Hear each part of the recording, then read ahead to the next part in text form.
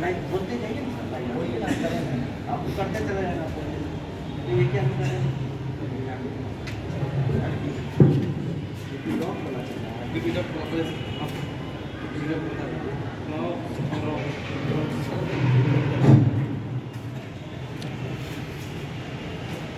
देखिए कल जो प्रैक्टिकल होगा इसका मेन भाग है। यदि आपको एक मरीज मिला, इंस्ट्रक्टर बोला कि देखो इसको क्या हुआ, ये बेहोश है, मतलब बेहोश है, कोई जवाब नहीं होता, सबको पता चला क्या होगा। तो उस चीज को पता करने के लिए इस मरीज को क्या हुआ है,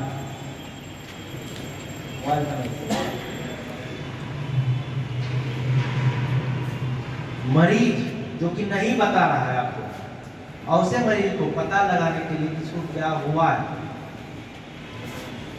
उस पद्धति को जांच करने के लिए दो चीज का यूज किया जाता है। एक है बीपी डॉग्स, दूसरा है रॉड्स। दोनों यूज होगा इसमें। बीपी डॉग्स में हम क्या क्या चीज यूज करते हैं, आप लोग को ये पेज व्हाट्सएप पे गया हो याद कर लीजिएगा। बी से होता है ब्लीडिंग, सबसे पहले देखना है कि खून बह रहा है। दूसरा होता है पेनफुल, दर्द।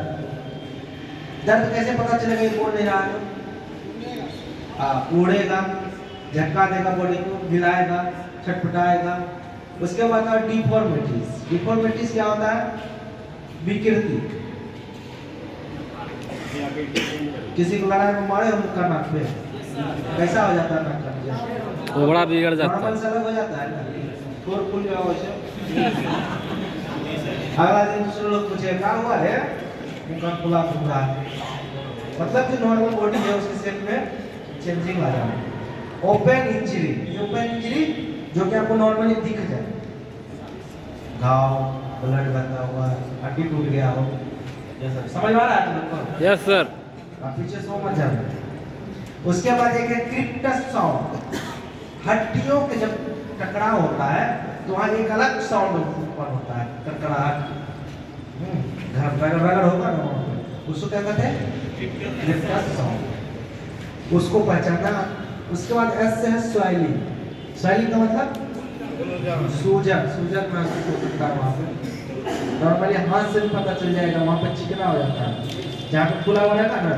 आज दो आदमी बताएगा चेक कीजिए तो खुल्लो है, ऐसे छूट बता देगा, पलपला हो जाएगा, चिकना हो जाएगा। सूजन का अलग ही रूप होता है। और एक होता है रॉड्स। दूसरा रॉड्स का यूज करते हैं जो हमारा पेट वाला हिस्सा है, एब्डोमिनल में, उसी जगह यूज करते हैं, और जगह बीपी डॉग्स की चलेगा। रॉड्स यहाँ पे इसलिए यूज किया जाता है, यहाँ पे हड्डी वगैरह नहीं है। तो इसमें क्या क्या आ सकता है? आर से होता है रिजिडिटी, मतलब कड़ापन। नॉर्मल हमारा ऐसे चमड़ा है, वहाँ पे कड़ा सा महसूस होगा, कोई मार दिया है, चोट लग गया, ठीक है। उसके बाद ओपन इंजरी, घाव हो सकता है, चाकू वगैरह मार दिया है तो। टेंडरनेस, वही अंदर से महसूस होगा कि यहाँ पर कुछ है, गुठली टाइप में है ना, ऐसे करेगा कि यहाँ पे गांठ लग रहा है। उसके बाद स्वेलिंग, जारी रहे सूजन। आइए, ये मरीज है। सबसे पहले यहाँ जाने के बाद मरीज को सिक्योर करना, मतलब रोड पे एक्सीडेंट हुआ साइड, ये हमारा जो तिरपाल बिछा हुआ ये क्या है? सुरक्षित एरिया है। इसके लिए मरीज के लिए भी और जो उसका उपचार कर रहा है उसके लिए भी। इसके बाद क्या करते हैं, वहां पर पीपी ऑन करते हैं। सीट का सिक्योर कर लिए, दूसरा काम पीपी ऑन। यहाँ पे कहेंगे क्या, जैसे जाएंगे 1000 बटालियन जो गिट्टी वगैरह है, लोहा, उसको साइड कर देंगे और बोलेंगे सील सिक्योर है, पीपी ऑन, मतलब हम सुरक्षित है और मरीज भी सुरक्षित। उसके बाद सबसे पहले मरीज का रिस्पॉन्स चेक करें, उसको हपकी दें, बोलेंगे hey are you okay, hey are you okay, hey are you okay, क्या आप ठीक हैं? 3 बार हपकी देंगे। कहाँ पे? उसके बाद जस्ट कोई रिस्पॉन्स नहीं, अलर्ट, ईएमएस। ईएमएस का फुल फॉर्म 102 नंबर, 112 नंबर, 108, 107 जो आपको जो समझ आ रहा है उसको फोन करिएगा कि सर मैं यहाँ मालसराबी थाना के पास से बोल रहा हूँ। यहाँ एक रोड एक्सीडेंट हो गया, एक मरीज यहाँ पे बेहोश पड़ा हुआ है, जल्द से जल्द आइए, तब तक मैं इसका फर्स्ट एड कर रहा हूँ। वो आपसे दो शब्द पूछेंगे, सवाल पूछेंगे, आप कौन है, आपका मोबाइल नंबर, क्योंकि वो आएगा रास्ते में भटक जाएगा तब से पूछेगा ना, ये सब पूछ सकता है। उसके बाद दूसरा काम होगा क्या, सबसे पहले देखना है इसमें एक्स्ट्रा ब्लीडिंग। सबसे पहले क्या होता है, एक्स्ट्रा ब्लीडिंग चेक कीजिए, कहीं से खून तो नहीं निकल रहा है। तो सबसे पहला काम क्या होता है, खून को रोकना, नहीं तो आप जब तक वो काम किए तब तक बहुत ज्यादा खून। तो एक्सटर्नल ब्लीडिंग कंट्रोल होगा। आप क्या करेंगे, उसके श्वसन को चेक करेंगे, पल्स, इसको पहले क्या करेंगे, नाड़ी को चेक करेंगे। नाड़ी चेक करने का पद्धति बताया गया है 1001, 1002, 1003, 1004, 1005, 1006, 1007, 1008, 1009 और 10 सेकेंड तक हम उसकी नब्ज को चेक करते हैं। इस पल्स को क्या बोलते हैं, कैरोटिड पल्स। उस पल्स को चेक करेंगे, याद रखना एग्जाम में यही धांसे का क्वेश्चन सबसे ज्यादा फंसाएगा, यही क्वेश्चन। कैरोटिड पल्स को चेक करेंगे। उसके बाद जस्ट LLF विधि से क्या करेंगे, उसका श्वसन को चेक करेंगे। देखिए किस तरह से चेक किया जाता है, दिख गया, हो गया चेक। 10 सेकंड उसे चेक करना है। दोनों चीज अगर एब्सेंट है तब CPR करेंगे। यहाँ क्या है, दोनों चीज प्रेजेंट है क्योंकि गिर गया है मरीज। आप इसका क्या करेंगे, सर की तरफ बैठ के सबसे पहले सर का जांच करते हैं। सर में सबसे ऊपर होता है फ्रंटल। एयर में खोलने का दो तरीका बताया गया, कौन कौन सा, हेड, टेल, चिन लिफ्ट और जॉ थर्ड जनरेशन, ठीक है। तो इसमें आप जो आपको सुविधा हो कर सकते हैं। जैसे जॉ थर्ड मेथड यहाँ पे सर करके दिखा सकते हैं, दिखा दीजिए को जॉ थर्ड, हाँ बता दे रहा हूँ, ये है जॉ थर्ड मेथड। इसमें देखना है कि मुंह के अंदर कुछ फंसा हुआ नहीं। ये तब होता है जॉ थर्ड जब आप मरीज एक्सीडेंटल केस हो। कभी कभी ये सोफा पे भी मिल सकता है आपको, ऐसे पड़ा हुआ कोई रिस्पॉन्स नहीं, तो उस समय आपको दोनों में से जो करना है कर सकते हैं। वो मेडिकल केस होता है, अचानक बैठे बैठे पलट गया, बेहोश हो गया, क्या होगा, ठीक है। और जॉ थर्ड कब होगा, एक्सीडेंटल में, मेडिकल में दोनों हो सकता है।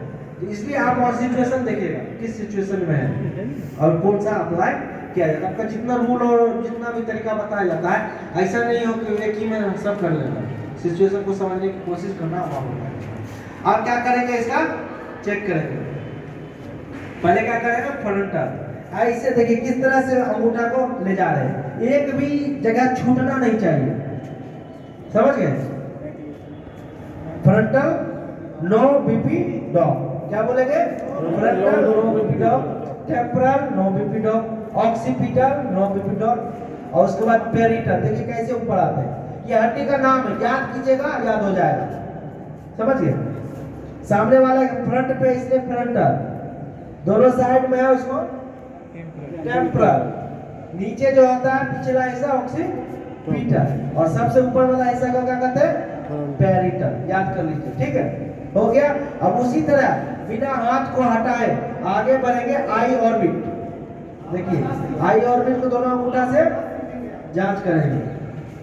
चेक पीपुल रिएक्शन, वहां पर ध्यान देखिएगा आंख में कुछ हलचल वगैरह तो नहीं है, क्योंकि वहां टूटा हुआ होगा तो आंख इधर से उधर मूव करेगा, ठीक है।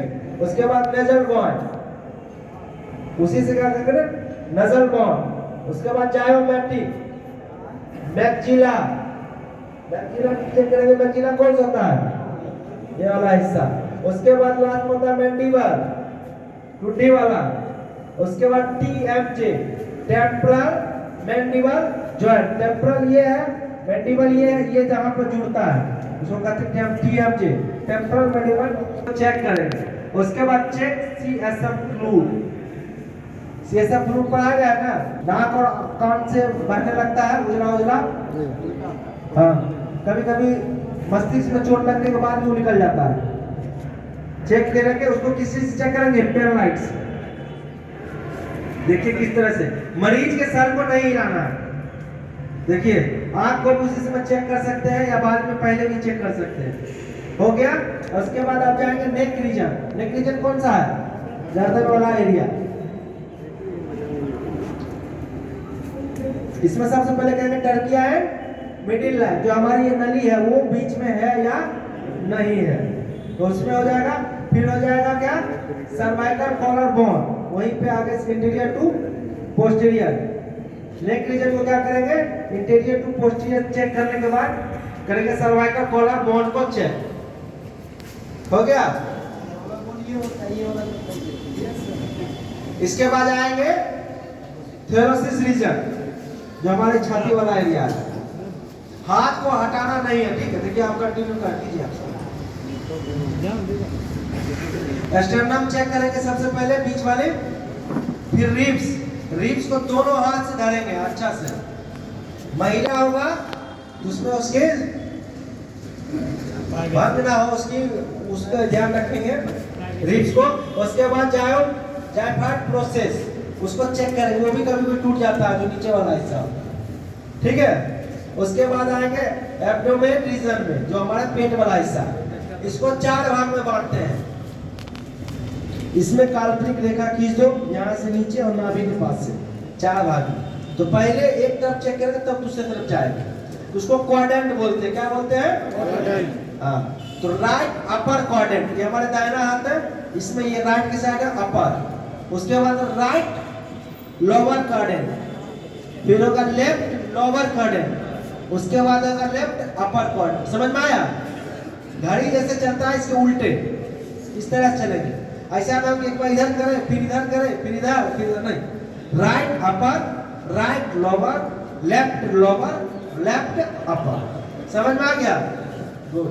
उसके बाद आएंगे पेल्विक रीजन, वहां पे चेक करेंगे नो क्रिप्टल साउंड। बैठने का तरीका यही होना चाहिए, याद रखना। अगर कोई चबूतरा लगा कर बैठ गया ना लिफ्टिंग करने के लिए, तो वही तो हो जाएगा, सोच लेना। तो नो क्रिप्टल साउंड और प्रियाप्रिज्म अपसेट। प्रियाप्रिज्म किसको कहते हैं? प्राइवेट पार्ट जो है हमारा, हाँ, उसको प्रियाप्रिज्म। कभी भी रीढ़ की हड्डी या सर में चोट लगेगा तो वो खड़ा हो जाएगा सिग्नल देने के लिए। हंस रहा है, अभी देखे नहीं हो खड़ा क्या? वो क्या होता है, मस्तिष्क में चोट लगने के कारण उसमें से नियंत्रण हट जाता है, ठीक है? तो परजेंट, अगर किसी का वो परजेंट है, चोट लगे हुए आदमी को, तो समझ लीजिए कि रीढ़ की हड्डी में जबरदस्त चोट है उसका। समझ गए? इसमें हंसने वाली बात नहीं है। कभी सोचने लगे कि सपना में देख रहा हो किसी और को, उसको नहीं होता है ही नहीं, उसको क्या होता? वही वाला है कि आम के पेड़ में फल लगा हुआ, कह रहा कि मेरे घर में था नहीं, क्यों इतना छोटा है ऊपर? आम का पेड़ ही नहीं है तो कहाँ से फल लगेगा? अब लोअर पार्ट में आएंगे। इसमें फीमर बोन, सबसे पहले क्या होता है? जांघ की हड्डी। उसके बाद पटेला, जिसको हम क्या कहते हैं, इसको होना बोलते हैं, हाँ, नी बोलते हैं, नी जॉइंट। उसके बाद टिबिया एंड फ्यूबुला, आगे वाले हड्डी को टिबिया, उसके पीछे कौन हड्डी होता है, उसको क्या बोलते हैं? फ्यूबुला। Tibia and fibula. उसके बाद टार्सल, जो पीछे का जो है एडी बोलते हैं जिसको। उसके बाद उसी के आगे का मेटाटार्सल,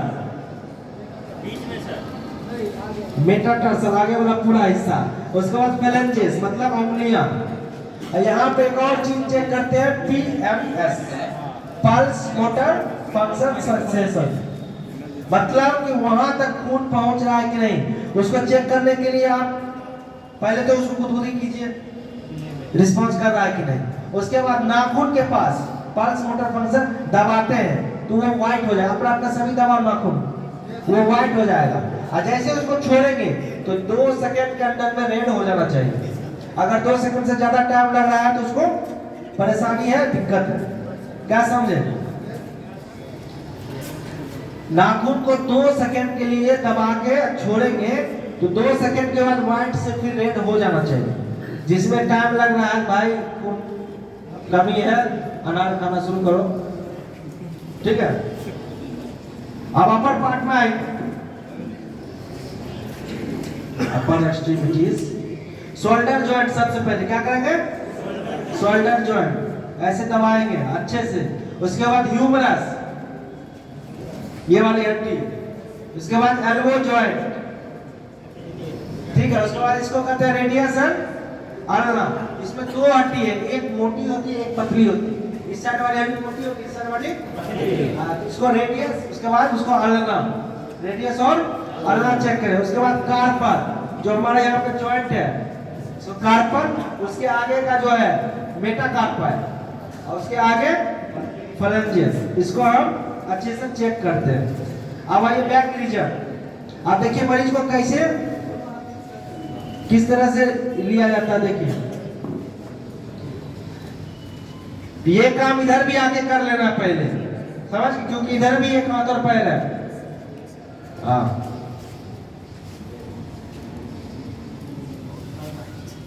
क्या छुपा रखा है जेब में, बाकी लग रहा है रसगुल्ला डाल दिया। देखिए इस तरह से लेना है, ठीक है। बैक रीजन में पहले बोथ स्कैपुला चेक करेंगे, दोनों स्कैपुला को दबाएंगे।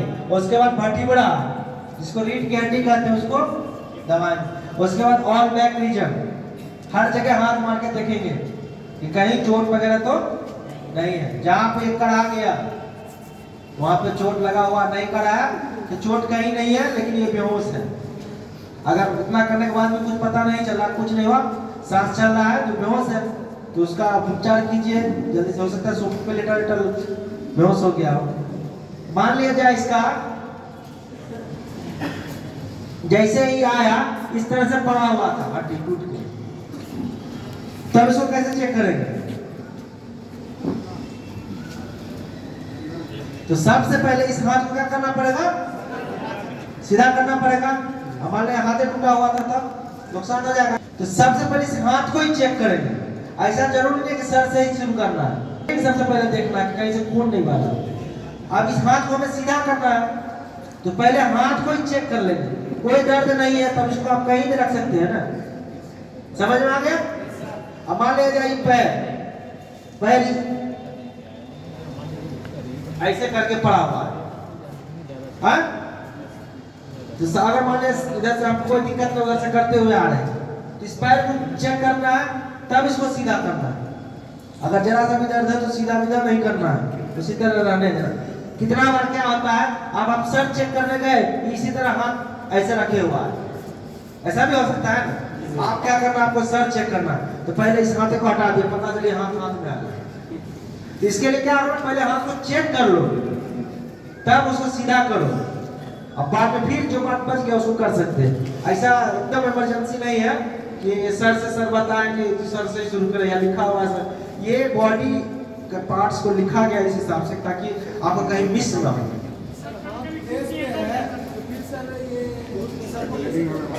पहले हाथ का चेक करेंगे, कोई हाथ चेक कर लिए, हाथ में कोई दिक्कत नहीं है, तो क्या करेंगे। अब मान लिया जाए इसके जांघ के पास छुए और इसको दर्द हो महसूस हो गया, ऐसे झटका दे दिया, तो जैसे ही झटका देगा, अगर अकेले हैं सबसे पहले इसका उपचार कीजिए आप, तब आगे का काम शुरू करना है। अगर 2-3 है तो क्या करेंगे, जैसे यहाँ पे हुआ तो अप्लाई स्प्लिन बोल देंगे उसको, हम निकल जाएंगे आगे, वो तब तक स्प्रिंट लाएगा, इधर भागना शुरू करेगा, हम उधर से फिर दूसरा चेक कर लेंगे। समझ में आया।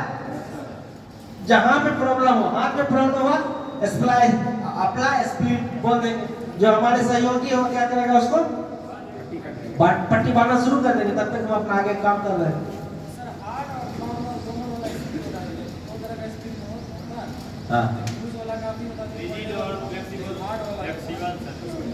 जो संसाधन, मान लिया जाए ये हाथ है, ये हाथ है, ये हड्डी पूरा टूट के ऐसे टेढ़ा हो गया। अगर इसमें हम रिजिड स्प्रिंट लगाएंगे तो ये तो सीधा कर देगा ना इसको, तो उस जगह हम क्या करते हैं, फ्लेक्सिबल लगाते हैं, उसको उस हिसाब से मोड़ देते हैं, तो उसी जगह वो स्टेबल हो जाए। समझिए, फ्लेक्सिबल स्प्रिंट का यूज वहीं पे किया जाता है, जैसे टेढ़ा हो गया कहीं से टूट के, अब ये हाथ सीधा ही नहीं हो रहा है, मान ऐसे अगर इसको करने की कोशिश कर रहे हैं तो दिक्कत दे रहा है इसको, तो उस जगह हम उसको यूज करेंगे। 4 चीज आपको दे दिया गया, 4 रास्ता बता दिया गया घर जाने के लिए। तो जो सबसे आसान है उसको करेंगे। अब ऐसा थोड़ी है कि आज इससे, कल उससे, परसों उससे, भाई उतना रास्ता हम छोड़ का है नहीं। हर काम के लिए कुछ ना कुछ विकल्प होता है, plan A, plan B, plan C. अगर एक फेल हो जाता है दूसरा, दूसरा फेल हो जाता है तीसरा, अगर वो भी फेल हो जाता है तो उसके लिए रिसर्च होता है कि और क्या बेहतर कर सके। ठीक है, एक और स्प्रिंट आता है,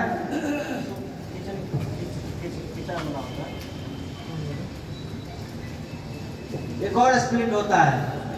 जैसे कि उदाहरण के तौर पे आप लोग कभी पैर वाले टूटे हुए आदमी देखो, ईंटा मार के लटका जाता है, देखे है ना? वो जैसी तरीका है। उसकी जगह एक स्प्लिंट भी आता है जो बॉडी को खींच के रखता है, उसको एक बार लगा दीजिएगा, यहाँ कसने वाला होता है। ठीक है, ऊपर वाला बॉडी अगर घुटना अलग ढूल रहा है तो उसको ऐसे करके टाइट कर दिया जाता है। हाँ, तो उससे क्या होता है, बॉडी अलग नहीं होता है, चिपका हुआ रहता है। तो नॉर्मली डॉक्टर लोग क्या करते हैं, ईंटा बांध देता है, एक ऐसे लटका दिया, पड़ा हुआ है उसको लेके, तो उसके जगह स्प्लिंट यूज होता है। वो देसी जुगाड़ है, वो स्प्लिंट है। समझ गए? नींद आ गया क्या? चलो, जो प्रैक्टिस करना चाहता है वो प्रैक्टिस कर लो।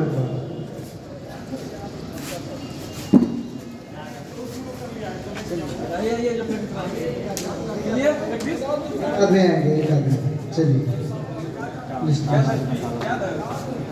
अब याद है पूरा, चलिए करेंगे। फ्रॉम वाटर कैसे करते हैं, बैलेंस कैसे सिक्योरिटी,